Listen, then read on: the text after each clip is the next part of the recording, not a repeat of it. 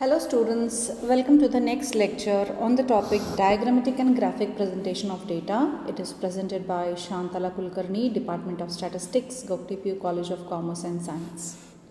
In previous class, I just solved a very simple example on histogram. In today's class, we will see the different types of examples on histograms.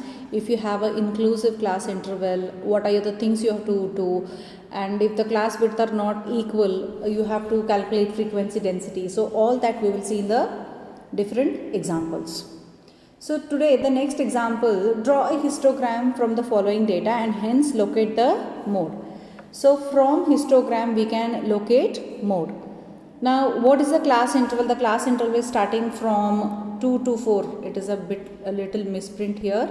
It is 2 to 4, then 5 to 7, 8 to 10, 11 to 13, 14 to 16, 17 to 19, 20 to 22, 23 to 25. So these are the class intervals. Now see, these are nothing but inclusive class intervals, means 2 to 4, the next is starting from 5 to 7. It's not continuous. So remember, if you have to draw histogram, you always want a exclusive class interval. How to calculate exclusive class interval? We have the formula here.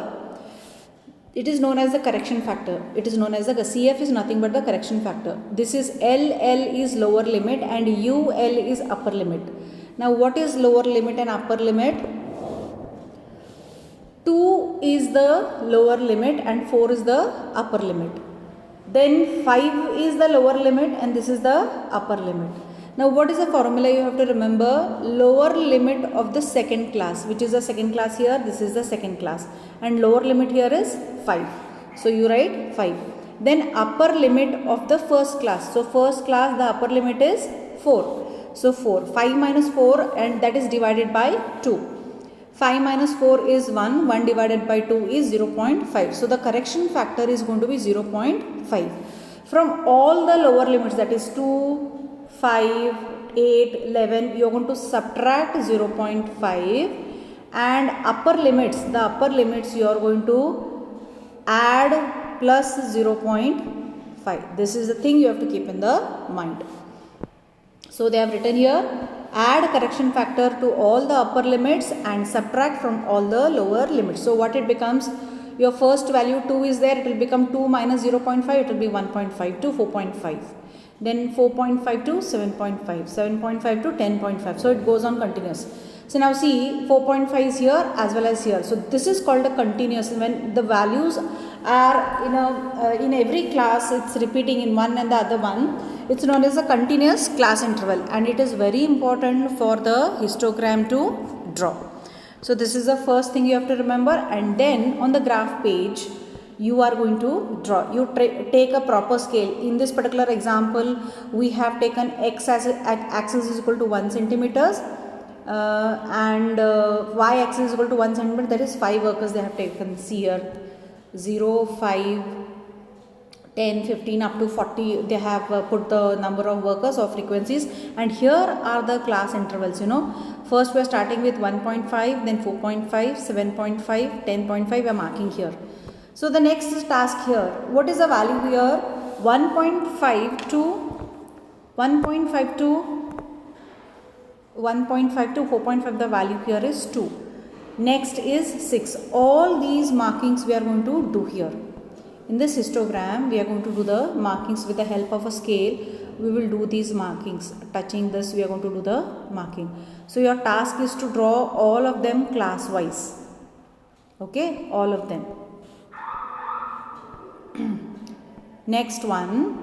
Next is, once you draw this histogram, now who's the tallest here? Who's the tallest value?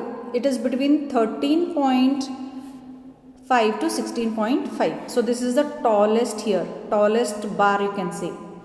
Now from this point to here you are going to draw a line, and from this the touching adjacent bar you are going to draw this line, and this point of intersection, when you drop down, this is the value of mode. Here is the value of mode. This is mode. I'll repeat once more. The tallest one is this one. Now the one which is touching, see, please pay attention.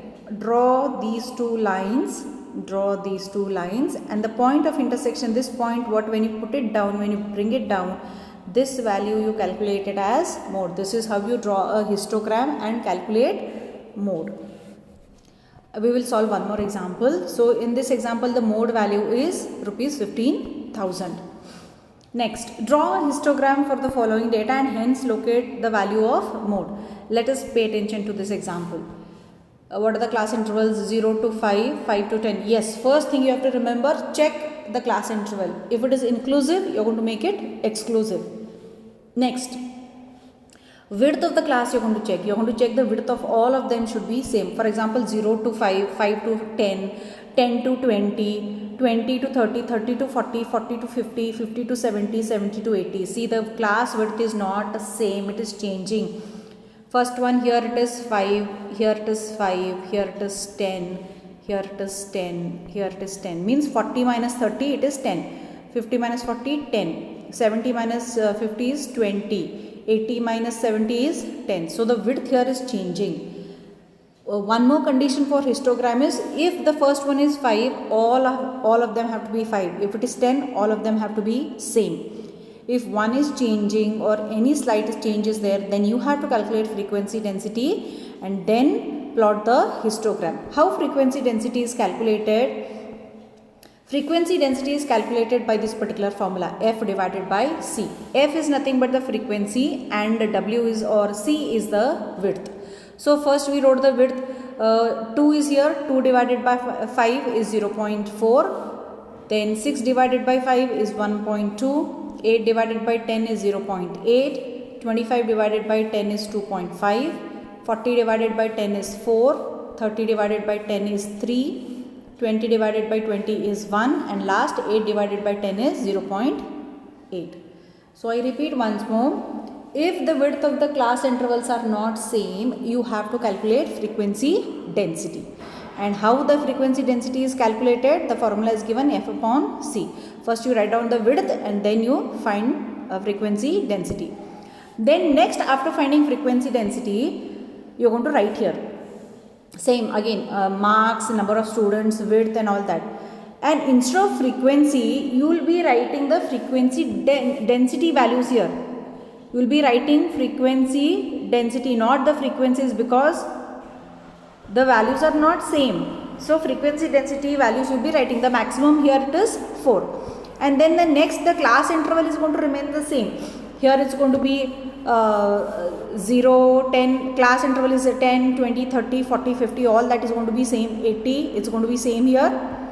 And then the first one, see here, 0 to 5, what is the frequency, density, first one is 0.5. That marking you will be doing here. Next, 5 to 10, 1.2 will be marking here. See, 0.4 you will be marking here. The next value will be marking here. Next one, you go on marking all this, and the tallest one is this one, and same thing, you will be joining these two lines, draw the point of, drop down the line of intersection, and this is where you calculate your mode. So remember children, if it's an inclusive class interval, you are going to apply the correction factor and make it exclusive. Second thing what you have to keep in your mind is, if the width of the class interval is not same, you have to calculate frequency density, and those frequency density you will be plotting here, and your class intervals will be here, and the next process will be same as usual, and you will be drawing the histogram, and from histogram you will be locating mode. So these are the two different types of examples for histogram. Next comes frequency polygon. Now see, what is the difference between frequency polygon and frequency curve? On the same histogram, if you join the midpoints with the help of a scale, it becomes frequency polygon. And those same points, if you draw with a free hand as a smooth curve, that becomes frequency curve. So let me explain it all, let me read it out. Frequency polygon, it is another important type of graph used to represent either continuous frequency distribution or discrete frequency distribution. It is so called because it resembles a plane geometric figure, polygon, that is, polygon is nothing but many sides. representing frequency distribution. Here the total area under the figure is proportional to the total frequency. Now what the whole here is given, the explanation part is given to you all. In case of discrete, only the you take only the midpoints and it is plotted. If it is a continuous class, then you take the midpoints of that and mark it and do it. You will understand best when we draw the example. Yes. Draw a histogram and then obtain frequency polygon from the histogram. Again, for this also very important, you have to check the inclusive, exclusive class interval. If they have given only the midpoints, you will be marking only the midpoints. If they have given the class interval, then you are going to find the midpoint and then find out. So in this, first let us check 100 to 150, 150 to 200, 200 to 250, everything. Yeah, the class width is same. Class width is same. So next, these are the F values: 7, 19, 27, 15, 12 and 8. First task, to make you all understand, you have to draw the histogram. In this particular example, you have to draw the histogram also.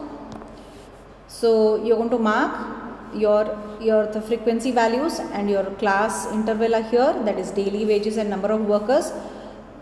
X axis is equal to 1 centimeters, y axis is equal to 1 centimeters. It's taken as 5 workers and this is 50 workers. See here, it is presented here.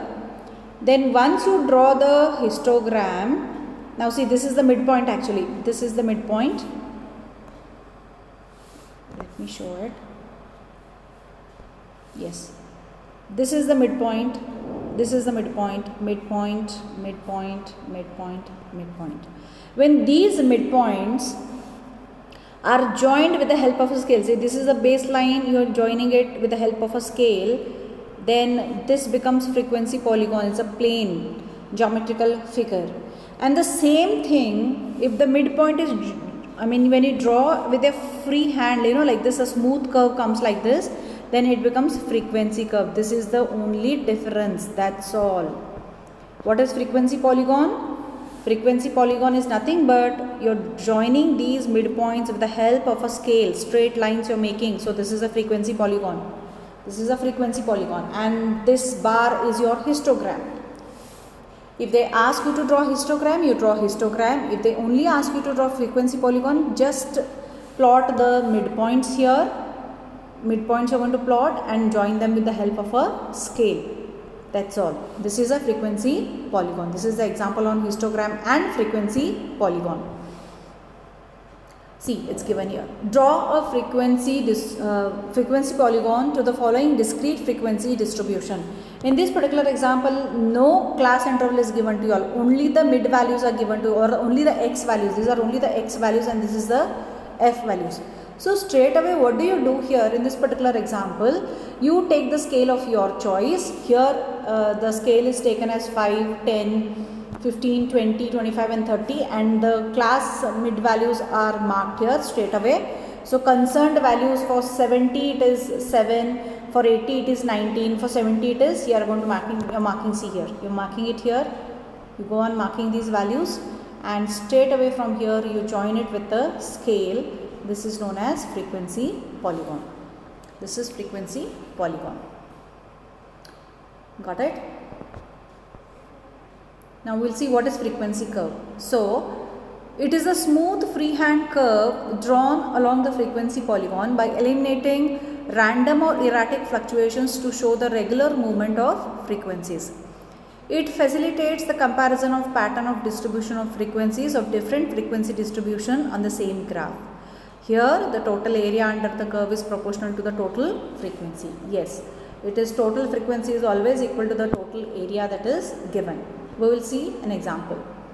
Now in this example, you have to draw the histogram, you have to draw the frequency polygon and then obtain frequency curve from the following frequency distribution. Again, first point is to check class interval or discrete.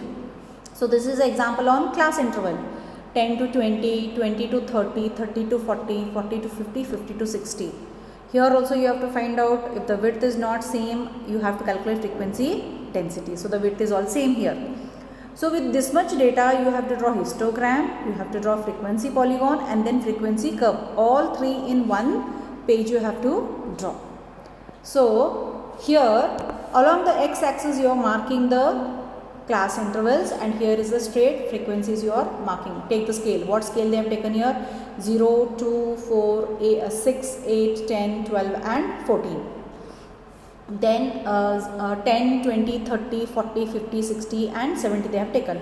So for 10 to 20 you mark the frequency value. Similarly for the next one. This is the histogram. Okay. So when you take the midpoints of that and join it with a scale, it becomes frequency polygon. It becomes frequency polygon. When you draw it with the free hand, that becomes a frequency curve. And the next, the one which is the bar is known as histogram. Hope you have understood. Yeah, I am sure you will understand only if you solve it by yourself. We will see one more example. Draw a frequency curve from the following frequency distribution. Same here, 0 to 10, 10 to 20, 20 to 30, 30 to 40, 40 to 50. 5, 14, 20, 16, 8 are the values. Then what are we supposed to do? Mark the frequencies here and the suitable scale taken here is 4, 8, 12, 16, 20, that is 1 centimeter. Y-axis 1 centimeter is equal to 4 students and x-axis 10, 20, 30, 40, 50 and 60. So straight away you take the midpoint of that. What is the midpoint? 0 to 5, the midpoint is 5 here. That value you are going to mark. Next is 5, 15, 25, 35, 45 and 55. So these markings are being done here. See, these are the points here, midpoints. Then you join with a free hand. This is known as frequency curve. It is the frequency curve. When you join it with the scale, it is frequency polygon. Midpoints. Remember, for frequency polygon, you make use of the midpoints of the class intervals. What is the midpoint of 0 to 10? How do you calculate the midpoint? 0 plus 10 divided by 2, that is 5. Then next one, 10 plus 20 is 30 divided by 2. 30 divided by 2, that is 15. So that is the midpoint here. They are the midpoints. 0 to 10, 5 is the midpoint. 10 to 20, 15 is the midpoint. 20 to 30, 25. 30 to 40, 35. 40 to 50, 45 and 50 to 60 is 55. So you are going to mark the midpoints for frequency curve as well as frequency polygon. Yes. So in today's class we dealt with histograms with the different situations. If the width is not same, what do you do? If it is inclusive, you apply the correction factor and make it continuous and solve the example, and how mode is found out. And same on the similar basis, frequency curve and frequency polygon, what is the major change you have seen. In the next class we will see what are the diagram or what are the graphs you have to remember. Children, I request that you have to practice these to make yourself perfect. That's all for today. Thank you.